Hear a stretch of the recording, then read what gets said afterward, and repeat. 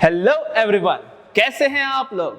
I am अभिषेक सक्सेना और आज के लेक्चर में हम जाने वाले हैं न्यू चैप्टर स्टार्ट करने वाले हैं, न्यू टॉपिक स्टार्ट करने वाले बच्चों, जिसका नाम है एटम्स एंड मॉलिक्यूल्स। तो बच्चों एटम्स एंड मॉलिक्यूल क्या है ना, क्वेश्चन नया वर्ड दिख रहा है हमको। एटम्स एंड मॉलिक्यूल क्या होता है बच्चों? जैसे कि मैंने आपको स्टार्टिंग में ही कहा था, केमिस्ट्री में हम लोग मैटर के बारे में पढ़ने वाले हैं। मैटर की पूरी डिटेल्स के बारे में पढ़ेंगे कि मैटर क्या होता है, किससे बनता है, उसकी प्रॉपर्टीज क्या होती है, उसका कंपोजिशन क्या होता है, स्ट्रक्चर क्या होता है। तो बच्चों ये चैप्टर हमें बताता है एटम एंड मॉलिक्यूल्स के बारे में, जो कि कंस्टिट्यूएंट पार्टिकल है हमारे मैटर के। मतलब कि हमारा जो मैटर है, हमारा मैटर मतलब बाहर वाला मैटर नहीं, केमिस्ट्री वाला मैटर। तो केमिस्ट्री वाला जो मैटर है, उस मैटर की अगर हम बात करते हैं तो वो मैटर किस चीज से बना है, तो वो बनता है एटम और मॉलिक्यूल से। लेकिन उसे समझने के लिए पहले हम थोड़े से बेसिक पॉइंट्स पर वापस आ जाते हैं कि वापस से हमारा वर्ड यूनिवर्स, प्यारा वाला जो मेरा फेवरेट है। तो यूनिवर्स किससे बना हुआ है? तो पूरा यूनिवर्स दो चीजों से बना हुआ है बच्चों। हमारा जो भी यूनिवर्स है, मतलब पूरा ब्रह्मांड जिसे हम कहते हैं, ये ब्रह्मांड दो चीजों से बना है। दो चीजें हैं, एनर्जी एंड मैटर। मतलब कि दुनिया में जितनी भी चीजें, ऑब्जेक्ट है, या तो वो मटेरियल है या फिर वो एनर्जी है। दो ही चीज होती है और तीसरा कुछ नहीं होता। या तो मटेरियल, मैटर मतलब मटेरियल रहेगा, और एनर्जी मतलब समथिंग विच इज, मतलब you know what is energy, physics का टर्म है, तो हम केमिस्ट्री में नहीं पढ़ेंगे उसको। तो दिस डायग्राम, मजा आ गया है ना। So from this one we can say कि हमारा जो पूरा यूनिवर्स है, वो यूनिवर्स में मैटर भी प्रेजेंट है, मतलब इंसान, अर्थ, प्लांट, एनिमल, वाटर। और जो चेंजेस हो रहे हैं, जैसे कि अगर मैं किसी सब्सटेंस का टेम्परेचर बढ़ाना चाहता हूं तो मैं उसको हीट करता हूं। तो हीट क्या है? Heat is a form of energy. मुझे काम करना है तो मुझे मैकेनिकल पावर यूज करने पड़ेंगे, मेरे हाथ पैर काम करे, मैं बोल रहा हूं, मेरे वोकल कॉर्ड काम करे, है ना, फिजिक्स का टर्म। तो चलो मूव करते हैं आगे। सो दैट इज अगेन, अब व्हाट इज दिस वन? तो दिस इज हाइड्रॉल रिएक्टर और कोलाइडर बोल सकते हैं इसको, हाइड्रॉन कोलाइडर। इसमें हम दो पार्टिकल को कोलाइड करते हैं और उससे एनर्जी बनाते हैं। You know the famous equation, Einstein equation, E is equals to mc square. मतलब कि हम पार्टिकल को एनर्जी में कन्वर्ट कर सकते हैं बच्चों, और एनर्जी को मैटर में कन्वर्ट कर सकते हैं। क्या क्वेश्चन है आप लोग के लिए, मुझे कमेंट में बताएंगे कि क्या हम एनर्जी को मैटर में कन्वर्ट कर सकते हैं। मैंने पहला बताया मैटर को हम एनर्जी में कन्वर्ट कर सकते हैं। तो दूसरा क्वेश्चन है कि क्या हम एनर्जी को मैटर में कन्वर्ट कर सकते हैं? तो that will be your homework and comment में मुझे बताएंगे। So this is, I want to tell you from this diagram कि हमारा जो यूनिवर्स है वो एनर्जी और मैटर से बना है। तो चलते हैं, हमारा जो मेन पॉइंट है, तो पहले एनर्जी के बारे में देख लेते हैं। या इतना पावर मिल जाता तो मैं आपको पढ़ाने नहीं आता, मैं जाके अर्थ के ऊपर नाचता, है ना ऐसे। सो इतना पावर नहीं है अपने पास में, but if we get this power, मतलब ये पावर क्या दिख रहा है, क्या है? एनर्जी मतलब क्या होता है? The capacity to do work. मतलब अगर मेरे पास एनर्जी है, मेरे पास ताकत है, तो मैं आप लोगों को पढ़ा रहा हूं, तभी तो मैं आपके सामने खड़ा हूं। अगर मेरे पास एनर्जी नहीं होती, मैं वीक होता, तो क्या मैं आपके सामने खड़ा होता? मैं तो बेड पे सो रहा होता, है ना बच्चों। तो एनर्जी का मतलब होता है कैपेसिटी टू डू वर्क। आपके अंदर भी बहुत एनर्जी है बच्चों, आपके अंदर भी बहुत पोटेंशियल है। तो आपको उस पोटेंशियल को सही जगह यूज करना है। अपने पोटेंशियल को पढ़ाई पे लगाओ, अच्छे तरीके से अपने फ्यूचर के बारे में सोचो कि आप क्या करना चाहते हो, और उस पे पूरी एनर्जी लगाओ बच्चों। गलत डायरेक्शन में एनर्जी लगाओगे तो फिर गलत हाल हो सकता है। दोनों डायरेक्शन होते हैं, एनर्जी आप पॉजिटिव डायरेक्शन में लगा सकते हो या फिर आप एनर्जी नेगेटिव डायरेक्शन में लगा सकते हो। तो बच्चों आपके ऊपर है कि आप कहां लगाना चाहते हो, लेकिन मैं कहूंगा कि अपनी एनर्जी को पॉजिटिव डायरेक्शन में लेकर जाओ। पेन कॉपी अच्छे से बैठो, अच्छे से पढ़ाई करो, पूरे पॉइंट्स नोट डाउन करो और फिर उसको रिवाइज करते जाओ, एग्जाम सॉल्व करो, क्वेश्चन सॉल्व करो, ठीक है बच्चों। So that is energy. Energy तो समझ गया हमको। एंड जो दूसरा टर्म था जिससे यूनिवर्स बना है, अब हमारा यूनिवर्स मैटर से बना है। पूरा मैटर का चैप्टर पढ़ लिया, अभी क्या बताएंगे सर हमको मैटर? तो हम तो मैटर में एकदम उस्ताद बन गए ना, मैटर के हम तो मास्टर बन चुके हैं। अभी और क्या बताएंगे सर मैटर में? तो मैटर मतलब क्या है बच्चों? हम जानते हैं मैटर मतलब क्या है, कि ऐसा सब्सटेंस जिसका कुछ मास होता है, उसका कुछ मास होता है और उसका कुछ स्पेस, वो कोई स्पेस ऑक्यूपाई करता है। मैंने आपको ये पेन से ही बताया था कि ये पेन को अगर मैं इसका वजन लूंगा, इसको मैं तराजू में रखूंगा, तो इसका 100 ग्राम 200 ग्राम कुछ वजन आएगा कि नहीं आएगा? एंड इसको रखने के लिए जगह लगती है। मेरे बॉक्स में या मेरे पॉकेट में अगर पूरी जगह भर चुकी है तो मैं इसको अपने पॉकेट में नहीं रख सकता। इसी का मतलब इस ऑब्जेक्ट का मास भी है और ये ऑब्जेक्ट स्पेस भी ऑक्यूपाई करता है। तो ऐसे सब्सटेंस जो सब जिन सब्सटेंस का मास होता है और जो सब्सटेंस स्पेस ऑक्यूपाई करते हैं वो सारे सब्सटेंस मैटर में आते हैं, और ये हम फर्स्ट चैप्टर में देख चुके हैं। तो अगर आपने वो नहीं देखा तो वो भी आप देख लेंगे। तो दैट इज मैटर। अब हमें समझ में आ गया कि ये जो यूनिवर्स है दो चीज से बनता है, एक है एनर्जी और एक है मैटर। ये बात आपको समझ में आ गई। लेकिन एनर्जी को हम देख नहीं सकते, हम फील कर सकते हैं, हम उसको काउंट कर सकते हैं, लेकिन हम उसको देख नहीं सकते मोस्ट ऑफ द टाइम।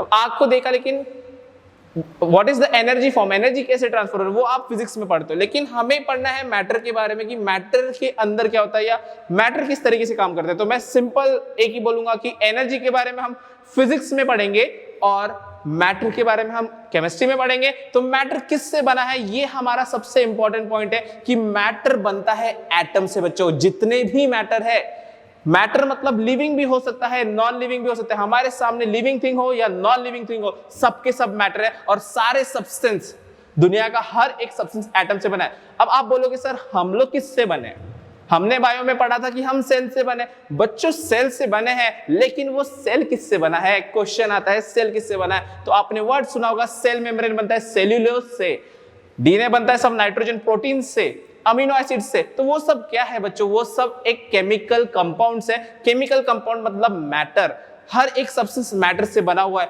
और ये जो मैटर है एक छोटे से एटम से बना था, और उस एटम को हम मैटर से निकाल के, खोल के, उसकी चीर फाड़ करके उसको अच्छे से पढ़ लेंगे। अभी समझ में आ रहा है? मतलब इस चैप्टर में हमको एटम की चीर फाड़, मतलब सॉरी एटम की नहीं, मैटर की चीर फाड़ करना है। सो एटम कैसे दिखते हैं, क्या उनका साइज होता है, क्या उनकी प्रॉपर्टी होती है, इनके बारे में हम बात करेंगे। उनका मास, इस चैप्टर में पर्टिकुलरली एटम क्या है, एटम का साइज क्या है और उसका मास क्या है, उसे हम कैसे समझेंगे, यही हमारे मेन टॉपिक रहेंगे इस पर्टिकुलर चैप्टर के। तो चलते हैं हम नेक्स्ट पॉइंट पर। तो अब सर हिस्ट्री भी पढ़ाने लग गए, केमिस्ट्री के साथ साथ फिजिक्स, बायो, मैथ, सब कुछ अभी सर ही पढ़ा देंगे। बोलना सक्सेना सर सब पढ़ा देंगे, नहीं बच्चों, मैं सब कुछ नहीं पढ़ाने वाला हूँ। लेकिन थोड़ा सा आगे हमको एटम के बारे में पढ़ना है, तो थोड़ी सी भूतकाल में जाएंगे हम लोग, गड़े मुर्दे निकालेंगे उखाड़ के। तो चलो निकालते, कौन सा है, मतलब एटम की हिस्ट्री क्या है। अब हमने बोला एटम है, मैटर एटम से बना है। मैंने बोला आपको कि मैटर किससे बना है, एटम से बना है। तो बच्चों ये एटम आया कहां से, जैसे कौन से जमाने से लोग आ रहे हैं, वो राजा, ये राजा, है ना, क्या क्या नाम हम लेते हैं। तो एटम का वर्ड कहां से आया, तो सबसे पहला मैं बताना चाहूंगा कि ऐसा माना जाता है। अब देखो, मैं भी उस जमाने में नहीं था, उस जमाने में रहता तो मैं भी आपके सामने ऐसे नाच रहा होता, लेकिन मैं भी उस जमाने का नहीं हूं बच्चों, इतना बड़ा नहीं हूं मैं, है ना। सो हिस्ट्री में हम ऐसे कहते हैं कि ancient Indian philosophers and Greek philosophers, मतलब इंडियन फिलोसोफर्स मतलब जो सोचते थे लोग, जिनको कुछ काम धंधा नहीं रहता था वो सोचते रहते ना, जिनको कोई काम, अभी आपको कुछ काम नहीं है, होमवर्क नहीं है, कुछ नहीं है, दिन भर क्या करते हैं आप लोग, मोबाइल लेके देखते रहते हो या कुछ ना कुछ सोचते रहते हो अजीबोगरीब। तो एंशिएंट इंडियंस, उस टाइम कुछ था ही नहीं, मोबाइल नहीं था, लैपटॉप नहीं था, टीवी नहीं था, क्या करेंगे बेचारे, सोचते रहते थे। तो एंशिएंट इंडियन फिलोसोफर्स बोलो, ग्रीक फिलोसोफर्स बोलो, इन्होंने 500 BC, इतने सालों पहले दिमाग में ला लिया था। अब लाया क्या था, उनको एटम पता नहीं था, वर्ड नहीं पता था। उन्होंने ऐसा सोचा कि ये जो सब्सटेंस है, अब उनके सामने ऐसा पेन नहीं था, पत्थर होंगे, पत्थर होगा, पानी होगा, हवा, वो देखते रहते थे क्या चल रहा है, ये हवा उड़ रही है, सूरज उधर जा रहा है, चांद उधर जा रहा है, तो वो किससे बना है, उनके दिमाग में ऐसा चलता था कि वो किससे बना है। आप लोग के दिमाग में ऐसा कुछ नहीं चलता, अजीबोगरीब ख्याल आते रहते आप लोग को, है ना। तो थोड़ा सोच लो, पढ़ाई के बारे में भी सोच लो। सो इन सब चीजों के बारे में सोच के इंडियन फिलोसोफर, ग्रीक फिलोसोफर्स ने अपने अपने पॉइंट रखे, उन्होंने बताया कुछ पॉइंट। तो हम बेसिक थोड़े कुछ साइंटिस्ट, अब सबके बारे में हमको नहीं पढ़ना, लेकिन जिन के नाम हम लेते हैं, बड़े बड़े नाम, जैसे कि सबसे पहला है हमारा इंडियन फिलोसोफर, हमारे इंडियन फिलोसोफर, दैट इज महर्षि कनद। महर्षि कनद का नाम बहुत ज्यादा फेमस है और इन्होंने बहुत सारे चीजों को बताया गया है। सी, अब अलग अलग कंट्री के लोग बोलेंगे कि हम महान, इंडिया वाला बोलेगा मैं इंडियन महान, अमेरिका वाला बोलेगा अमेरिका महान, चाइना वाला बोलेगा चाइना महान। ऐसा कुछ नहीं होता, सबने अपने अपने कंट्री में कुछ ना कुछ बनाए थे, लेकिन जिसने लिख के रख दिया उसका हमारे पास प्रूफ है, जिसने लिख के नहीं रखा उसका कोई प्रूफ नहीं है। तो अब हमारे पास क्या प्रूफ है कि महर्षि कनद जी ने लिखा था कि if we go on dividing matter को अगर हम डिवाइड कर रहे, तोड़ते जाएंगे, और उन्होंने मैटर नहीं कहा था, रिमेंबर, उन्होंने कहा था पदार्थ। हिंदी में मैटर को हम पदार्थ कहते हैं, रिमेंबर, हिंदी में हम मैटर को पदार्थ कहते हैं। We shall get smaller and smaller particle. मतलब कि अगर मैंने मैटर को तोड़ दिया, इसको मैं तोड़ते जाऊंगा तो मुझे एक छोटा सा पार्टिकल मिलेगा, छोटा पार्टिकल मिलेगा। लेकिन कब तक मिलेगा? Ultimately a stage will come when we shall come across smallest particle। मतलब अगर मैं इसको तोड़ते जाऊंगा, पहले तोड़ूंगा 2 टुकड़े होंगे, फिर और तोड़ूंगा, एक लास्ट लिमिट आएगी जब सबसे छोटा पार्टिकल मेरे को मिलेगा सबसे छोटा पार्टिकल। तो वो जो सबसे छोटा पार्टिकल मिलेगा that he named as परमाणु, उसको उन्होंने नाम दिया। जो सबसे छोटा पार्टिकल है जिसको मैंने एटम बोला, उसी सब्सटेंस को उन्होंने परमाणु वर्ड दिया था। किन्होंने? महर्षि कनड ने। बात क्लियर है? That is he was the Indian philosopher. Secondly अगर हम बात करते हैं, एक और इंडियन फिलोसोफर का नाम आता है, थोड़ा सा हार्ड है, मतलब क्या नाम है मुझे भी एग्जैक्टली पता नहीं, बट पाखुंद कत्ययम ऐसा कुछ नाम होगा शायद से। संस्कृत नेम रहते थे ना पहले के जमाने में, तो पाखुंद कत्ययम वाज द फिलोसोफर मतलब जो सोचते थे। क्या बोलते हैं इसको हिंदी में, मुझे एग्जैक्टली पता नहीं फिलोसोफर्स को, लेकिन जो सोचते थे जो लोग। तो particles normally exist in combined form which gives us various forms of matter। मतलब इन्होंने क्या बताया कि हमारे आसपास जितने भी पार्टिकल प्रेजेंट है वो अकेले नहीं रह सकते। देखो बच्चों, आप अकेले रहते हो क्या? पढ़ाई क्यों कर रहे हैं आप लोग? अल्टीमेटली क्या है? मैं आपका पैसे कमाना है कि आगे पैसे क्यों कमाना है? पैसे क्यों कमाना है? शादी करना है ना। तो अकेले कोई नहीं रहने वाला है। सो अल्टीमेट एम क्या रहता है? कोई ना कोई साथ में रहे। अकेला कोई नहीं रहना चाहता, दोस्त रहना चाहता है कोई ना कोई, अकेला कोई इंसान नहीं रहना चाहता। अगर आप अकेले हो तो आपको बहुत दुख होता है। कोई ना कोई फ्रेंड हो, दोस्त हो, सब ऐसा कोई ना कोई तो साथ में होना चाहिए, ऐसा हम चाहते हैं। तो इसी का मतलब इन्होंने मतलब हमें बताया पाखुंदा जी ने कि what ever the matter is present, हमारे आसपास जितना भी मैटर है वो अकेले नहीं प्रेजेंट है, वो 1-2 पार्टिकल मिलके बनता है। That was his concept. अब देखो, इन दोनों साइंटिस्ट का कोई प्रूफ नहीं था। इन दोनों साइंटिस्ट ने कोई प्रूफ नहीं, मतलब साइंटिस्ट नहीं बोलेंगे उनको, हम फिलोसोफर बोलेंगे, क्योंकि अब साइंस इनको गिनता नहीं है ना, इंडियंस को गिनते नहीं ज्यादातर लोग। लेकिन हमारे लिटरेचर में दिया हुआ है कि ये सब इन्होंने बताया था बहुत पहले जमाने में। तो इन सब चीजों के बारे में इंपॉर्टेंस है, और है या नहीं वो दैट इज नॉट इंपॉर्टेंट। लेकिन आपको समझना है कि मैटर बनता है एटम से, और एटम क्या है और क्या चीजें कुछ साइंटिस्ट के टर्म्स में देखते हैं। तो अब इसके बाद में क्या हुआ कि जो ज्यादातर एटम वर्ड कहां से आया, क्वेश्चन आता है एटम वर्ड कहां से आया, तो Greek philosopher. What is the Greek philosopher? 2 philosophers का नाम आता है, Democritus and Leucippus. Democritus and Leucippus, इन दोनों साइंटिस्ट ने अपना अपना योगदान दिया एटम के बारे में बताने के लिए। एक्चुअली तो इनका भी कॉन्सेप्ट वही था। क्या कॉन्सेप्ट था? जैसे कि आप देख सकते हो कि कोई भी पार्टिकल, इतना बड़ा पार्टिकल को मैंने तोड़ दिया, उसके छोटे छोटे पार्टिकल बना दिए। दिख रहा है आपको, है ना? मजा आ रहा है, बहुत फुट रहे हम क्लास में। सो छोटे छोटे पार्टिकल अगर हमने बना दिए, तो उन छोटे पार्टिकल से जो ये छोटे छोटे पार्टिकल्स हमको मिल रहे हैं वही एटम रहेगा, ऐसा इनका कहना था। कैसे? सेम टू सेम है, महर्षि कनड ने भी यही बताया था हमको।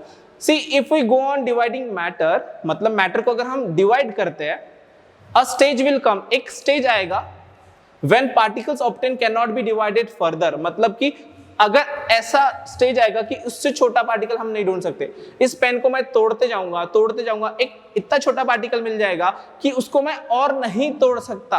बात समझ में आ रही है? एक तो स्टेज आएगा, आप उतने छोटे पार्टिकल को भी तोड़ सकते हो, नहीं तोड़ सकते, उससे छोटा पार्टिकल हमको नहीं मिलेगा। मतलब कि उन्होंने क्या बोला?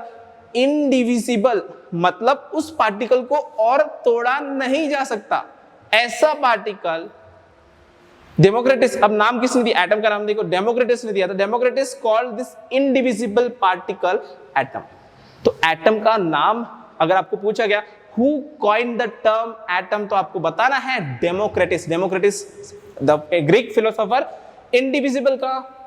इनडिविजिबल एटम का मतलब ही इनडिविजिबल होता है। एटम बोल सकते हो कि ग्रीक वर्ड होगा शायद, तो ग्रीक वर्ड है तो उसमें उसका मतलब है इंडिविजिबल। किसका मतलब? एटम का मतलब है इंडिविजिबल।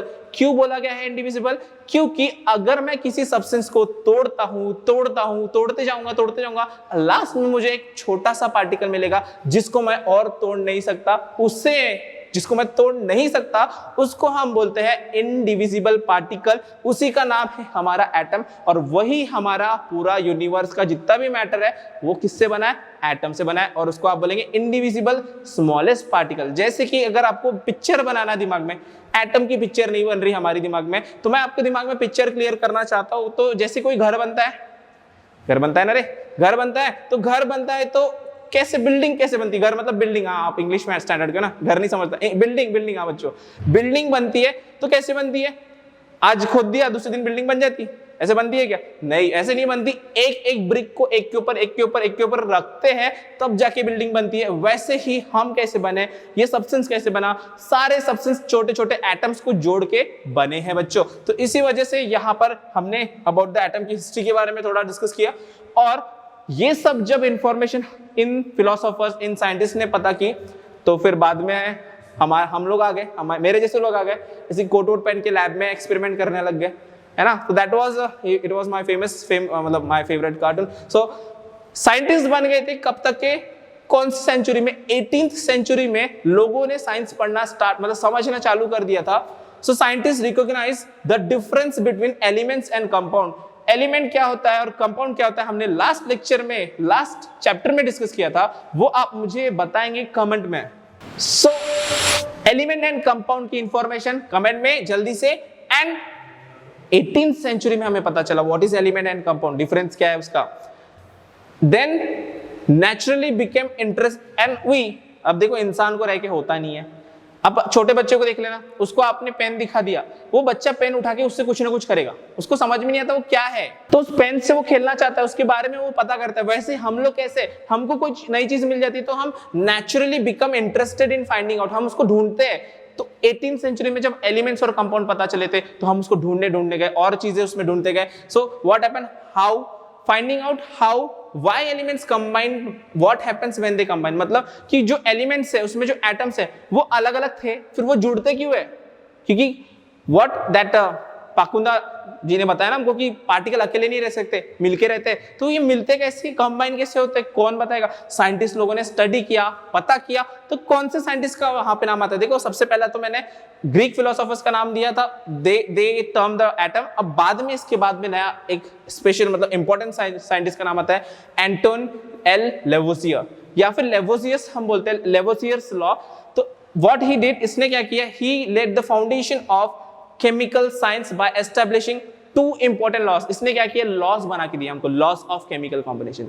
इन लॉस से हम समझेंगे कि कोई भी एटम कंबाइन कैसे करता है, एक एलिमेंट एक कंपाउंड कैसे बनता है ना, 2 अलग अलग एलिमेंट मिलकर कंपाउंड बनते हैं, तो एलिमेंट कंपाउंड कैसे बनते हैं, तो लॉ ऑफ केमिकल कॉम्बिनेशन हमने देखा। हम देखेंगे अबाउट द, मतलब किसने दिया, ये लेवोसियस ने दिया, तो that was about this Lavoisier and history के बारे में हमने देखा। So law of chemical combination हम नेक्स्ट लेक्चर में स्टार्ट करेंगे बच्चों। So next topic law of chemical combination हम नेक्स्ट लेक्चर में डिस्कस करेंगे बच्चों। आज के लेक्चर में हमने डिस्कस किया what is atom and molecule, मतलब what is atom and molecule नहीं, व्हाट इज एटम के बारे में हमने देखा कि atom is the smallest unit of matter. Matter किससे बनता है, एटम से बनता है, और उसकी कुछ हिस्ट्री देखी, मतलब कि वो एटम वर्ड कहां से आया, किस तरीके से साइंटिस्ट ने अपना अपना कंट्रीब्यूशन दिया, अपना अपना फिलोसॉफी लगाया, और आगे हम देखेंगे साइंटिफिकली कि होता क्या है एटम, एटम से एलिमेंट और कंपाउंड कैसे बनते हैं, किस तरीके की प्रॉपर्टी होती है। तो ये सब चीजें हम नेक्स्ट वीडियो में देखेंगे, और नेक्स्ट वीडियो देखने के लिए मिलते हैं हम लोग जल्दी से।